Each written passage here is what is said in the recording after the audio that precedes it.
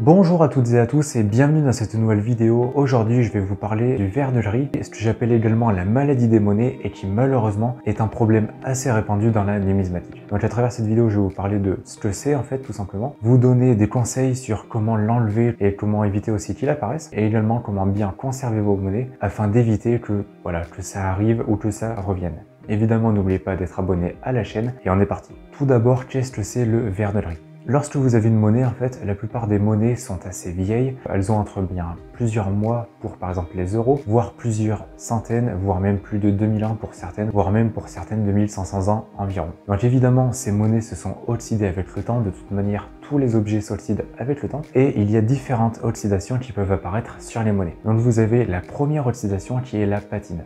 Donc la patine en fait, c'est une oxydation que les collectionneurs aiment bien, ça donne ce petit côté, vous savez, un petit peu antique à la monnaie et voilà, c'est agréable à l'œil, ça montre que la monnaie a du vécu, etc. Donc ce n'est que du bénéfice pour la monnaie et pour le collectionneur. D'un autre côté, on a les autres oxydations, donc les oxydations néfastes. Il en existe de différentes sortes, mais ici on va plus s'attarder sur le ver de riz. Lorsque je parle des différentes sortes, il y a par exemple les taches noires qui peuvent apparaître sur les monnaies en argent ou en billon. Alors c'est un petit peu comme le ver de riz, c'est difficile à enlever, mais ça peut quand même être enlevé. Voilà, mais par contre, je suis désolé, je ne sais pas comment ça s'appelle. Concernant le ver de riz, déjà, à quoi ça ressemble? Eh bien, c'est tout simplement une sorte de couche d'oxydation qui en général est tout simplement vert clair, un petit peu granuleux, etc.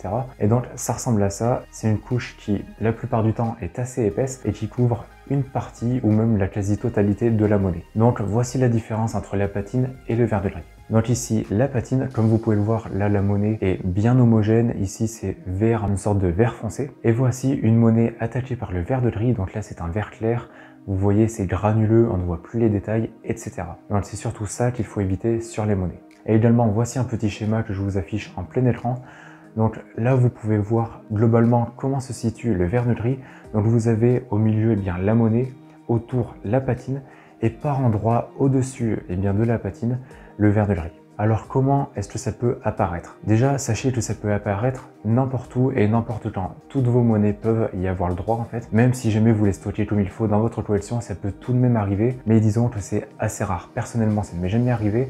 Mais je connais des personnes à qui c'est déjà arrivé. Donc faites bien attention à ça. Surveillez vos monnaies, entre guillemets, et les regardez pas tous les jours non plus. Mais régulièrement, vérifiez si elles ne sont pas oxydées, si jamais il n'y a pas un petit problème dessus. Également, sachez que ça n'arrive pas par exemple sur les monnaies en or ou en argent, mais ça arrive uniquement sur les monnaies en billon, en cuivre ou en bronze. Sur les monnaies en or, à moins qu'il y ait une petite part par exemple de cuivre, si jamais la monnaie est en or pur, il n'y aura pas d'oxydation parce que l'or ne s'oxyde pas tout simplement, ou il peut y avoir une légère oxydation, mais ça c'est dû au fait qu'elle soit en contact avec un autre métal. Et c'est un petit peu pareil pour l'argent, même si l'argent peut également s'oxyder s'il est en contact avec un autre métal ou s'il est mélangé avec un autre métal. Mais je le répète une nouvelle fois, la plupart des cas, ce sont plus les monnaies en cuivre, en bronze et en billon qui sont sujettes au ver de riz. Alors, depuis le début, je vous parle du ver de riz, comme quoi c'est néfaste, etc.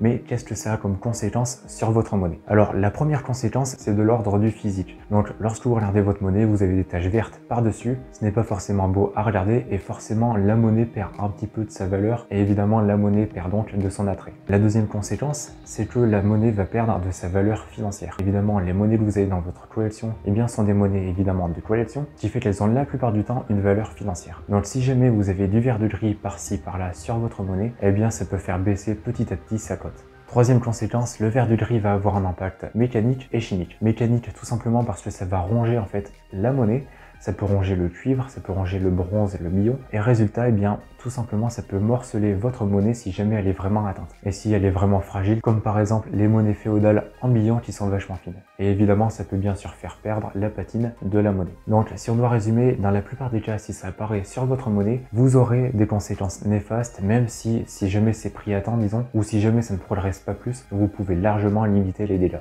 Alors, depuis le début, je vous parle en fait des conséquences de qu'est-ce que c'est, etc. Mais du coup, comment éviter que le ver de riz se forme? Alors déjà, sachez que c'est très difficile de prévoir s'il va se former, à quel endroit il va se former, etc. Mais le ver de riz se forme en général dans les zones humides et où il y a du dioxyde de carbone. Bon, Du CO2, il y en a dans l'atmosphère forcément, donc ça c'est difficile à éviter. Mais surtout, ce que vous pouvez éviter, eh bien c'est tout simplement l'humidité, puisque l'humidité, voilà, vous pouvez facilement l'éviter, par exemple en mettant votre collection dans un endroit où il ne fait pas humide. Par exemple, ne mettez pas ça dans votre grenier ou dans votre cave. Et ces conditions feront en sorte que normalement il n'y aura pas de souci de verre de riz sur vos monnaies. Donc maintenant, comment traiter la maladie si jamais elle apparaît sur vos monnaies? Il y a différentes solutions à ça. Certaines solutions sont un petit peu agressives envers la monnaie, puisqu'il faut être entre guillemets assez tenace envers le verre de riz, donc ça peut potentiellement abîmer votre monnaie si jamais c'est fait trop brutalement ou si jamais votre monnaie est trop fragile. Déjà, sachez qu'il ne faut surtout pas utiliser de détergent, donc eau de javel, etc. Voilà, évidemment vous bannissez.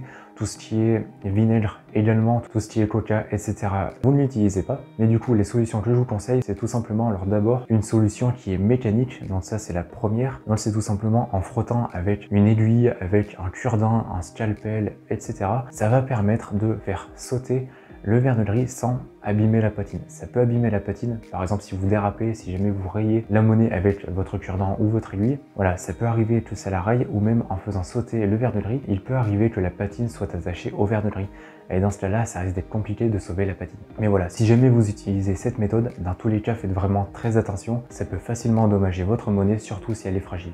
Deuxième solution, c'est d'utiliser de l'eau déminéralisée. Alors, on m'a beaucoup conseillé cette solution, je l'ai testée très rapidement, honnêtement, je n'ai pas été jusqu'au bout. L'avantage de l'eau déminéralisée, c'est que ça ne va pas forcément enlever le verre de riz, mais ça va éviter qu'il s'étende, parce que tout simplement, le verre de riz, c'est un petit peu comme un champignon au final, et il peut s'étendre, voilà, prendre plus de place sur la monnaie. Donc si vous mettez de l'eau déminéralisée, si vous la plongez pendant par exemple 24 heures dedans, avec un peu de chance, ça permettra de bloquer le verre de riz et donc de protéger votre monnaie. Et également, je précise, l'eau déminéralisée n'a aucune incidence sur votre monnaie, parle d'incidence néfaste. Donc vous pouvez l'utiliser comme vous le souhaitez. Troisième solution, et une solution que j'ai déjà utilisée et honnêtement qui marche, c'est la cire d'antiquaire. Tout simplement appliquer de la cire d'antiquaire sur votre monnaie. Voilà, vous faites attention quand même de pas trop forcer, de pas trop en mettre, et ça va tout simplement conserver votre monnaie. Comme l'eau déminéralisée, ça ne va pas enlever le verre de riz, mais ça permettra d'éviter qu'il s'étende. Après, il y a évidemment d'autres solutions, comme tout ce qui est jus de citron, bicarbonate, etc.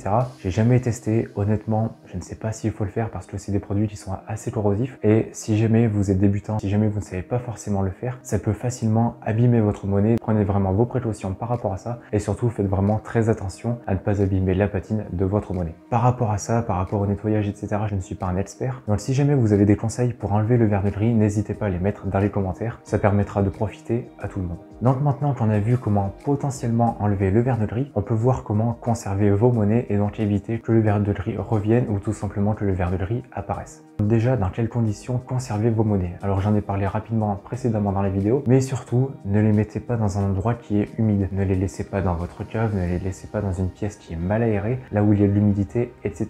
Faites vraiment attention à ça, parce que je connais des gens à qui c'est arrivé, et malheureusement ça peut arriver en quelques semaines. Donc faites-y tout de même attention. Deuxième condition, ne laissez pas vos monnaies en plein soleil, parce que tout simplement ça peut, pareil, abîmer vos monnaies, même si là ça va mettre vraiment beaucoup de temps à arriver, mais potentiellement, eh bien ça peut arriver sur les années, voilà, que vos monnaies, eh bien petit à petit souffrent du soleil. Et enfin, dernière condition, ne mettez pas vos monnaies dans une zone qui est chaude, par exemple au-dessus d'un radiateur, parce que tout simplement il va y avoir des chocs thermiques. Si jamais votre radiateur bien chauffe par exemple à 30 degrés d'un coup alors qu'il fait 15 dans la pièce, ça risque d'abîmer vos monnaies, même un tout petit peu, ça peut voilà, avoir des grosses conséquences. Donc faites très attention à ça.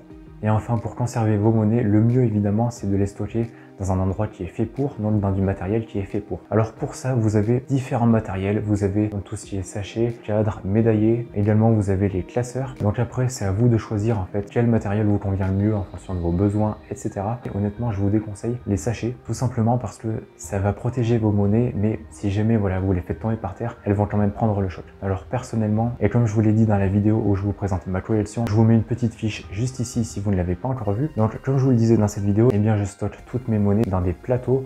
Donc ce sont vraiment des plateaux qui sont faits exprès, qui permettent d'éviter les chocs aux monnaies et surtout qui les protègent de la poussière et qui permettent de bien les embellir. Donc si je devais vous conseiller un seul objet, je vous conseillerais les plateaux. Dernier petit conseil par rapport à la conservation de vos monnaies, vous pouvez appliquer donc de la paraffine ou de la cire d'antiquaire directement sur vos monnaies. Ça permettra de les conserver, ça permet aussi de ressortir les détails et surtout d'éviter qu'elles s'oxydent plus. Honnêtement, je l'ai déjà fait sur mes monnaies, j'ai jamais eu aucun problème. Je connais plein de personnes qui le font, elles n'ont jamais eu aucun problème également. Donc n'hésitez pas à le faire. Voilà, ça apportera que du bien à vos monnaies et ça évitera vraiment que voilà, les l'épreuve du temps fasse son effet et qu'elle s'oxyde de plus en plus. Mais par rapport à ce que je vous ai dit tout ça, rappelez-vous une chose, c'est que parfois sur certaines monnaies, il vaut mieux tout simplement ne pas y toucher si jamais vous avez une monnaie qui paraît saine, qui n'est pas oxydée, qui est vraiment en parfait état, etc. Ne faites rien, essayez juste de la conserver du mieux possible et voilà, n'y touchez pas, n'essayez pas de la nettoyer, même s'il y a une petite tache, n'essayez pas de l'enlever, faites vraiment attention à ça, essayez vraiment de dissocier entre nettoyer une monnaie ou ne pas la nettoyer. Comme je vous l'ai dit, dans certains cas, il vaut mieux de rien faire et voilà, laisser la monnaie telle qu'elle est, ce sera mieux que de faire une bêtise. Donc voilà pour cette petite vidéo, j'espère que ça vous aura aidé, j'espère que vous en saurez un petit peu plus